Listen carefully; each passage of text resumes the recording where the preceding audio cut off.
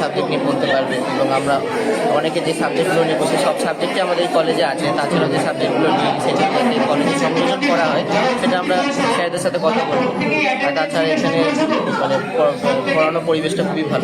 তোমার যে বিষয় সেটা আছে, অনেকে বলে যে বাইরের কলেজে যেতে ইচ্ছা করে, মানে অনেকে যাওয়ার একটা প্রবণতা থাকে। তোমার কি মনে হয় শান্তিপুর কলেজ সমৃদ্ধ যথেষ্ট? হ্যাঁ, আমাদের কলেজ যথেষ্ট সমৃদ্ধ। বা তোমরা যে সাবজেক্ট চাইছো সেটাও আছে? সেই সব সাবজেক্ট এখানে আছে। কি নাম তোমার? সৌম্যদীপ কর।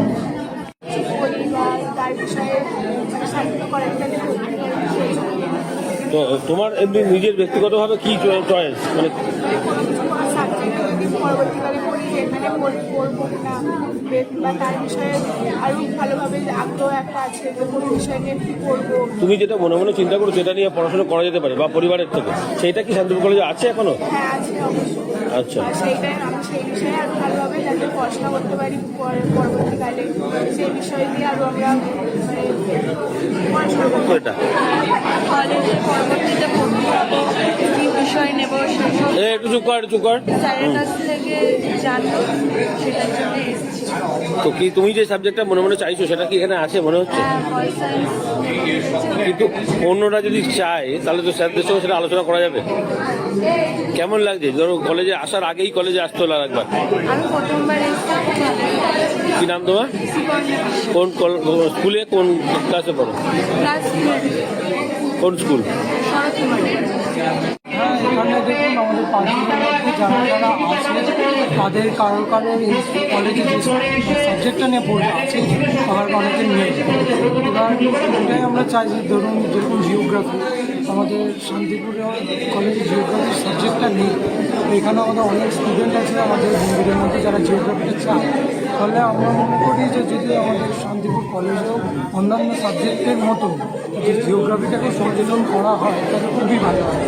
ফলে কারণ তাহলে আমাদের যে দূরে যে অন্যান্য কলেজগুলোতে আমরা যে যাচ্ছি সেটা থেকে আমরা অনেক উপকৃত হব যদি আমাদের শান্তিপুর টিচার্স মেম্বারদের জিজ্ঞেস করি যে স্যার এরকম একটা স্টুডেন্ট উইক বলছে, আমরা অভিনব কী করতে পারি। তো সেখানেই ওই মিটিংয়েই একটা প্রস্তাব আসে। আমাদের এক সিনিয়র শিক্ষক উনি প্রস্তাবটা দেন যে স্যার আমরা যদি এরকমভাবে ভাবি। আমি সেই মিটিংয়েই ওনাকে মানে খুব অ্যাপ্রিসিয়েট করেছিলাম এবং সঙ্গে সঙ্গে আমরা একটা নামও ভেবে নিয়েছিলাম যে সত্যি তো এটা স্টুডেন্ট উইক, তাহলে স্টুডেন্টের কথাই ভাবা হোক, আগামী প্রজন্ম ভবিষ্যৎ প্রজন্মের কথাই ভাবা হোক। সেই জন্য আমরা নামকরণটাও এক ম্যাডাম দিয়েছিলেন। সেই নামকরণটা হচ্ছে যে ওই ভবিষ্যতের আলো। হ্যাঁ, ভবিষ্যতের আলো। এবং সেইভাবেই আমরা ভেবেছি এবং আমরা আমাদের এখানকার যে স্কুল আছে সেই স্কুলগুলো থেকে আমাদের ছাত্রছাত্রীরা এসছেন এবং তারা খুব সুন্দরভাবে আজকের অনুষ্ঠানে তো দেখলেন সবাই এসছে, যোগদান করেছে। এবং এর জন্য এখানকার প্রত্যেকটা স্কুলের হেডমাস্টার মশাই, শিক্ষক শিক্ষিকাদের আমি অসংখ্য ধন্যবাদ জানাচ্ছি যে তারা তাদের ছাত্রছাত্রীদের আমাদের কলেজে পাঠিয়েছেন এবং আমাদের ডাকে তারা সাড়া দিয়েছেন। স্যার, আপনার আর কি ভাবনা রয়েছে কলেজকে আবার এগিয়ে নিয়ে যাওয়ার ক্ষেত্রে? অনেক কিছু আছে। প্রথমে তো হচ্ছে তোমাদের সামনে বলবো তা না, কিন্তু আমি একটা অ্যাসুরেন্স তোমাদের দিতে পারি। মাত্র 1 মাস কয়েকদিন নতুন একজন অধিনায়ক পেয়েছি আমরা, আমাদের প্রিন্সিপাল। তার যে ভিশন এবং মিশন, সেই ভিশন এবং মিশনে আমাদের বিগত দিনের যদি কিছু ত্রুটি থাকে,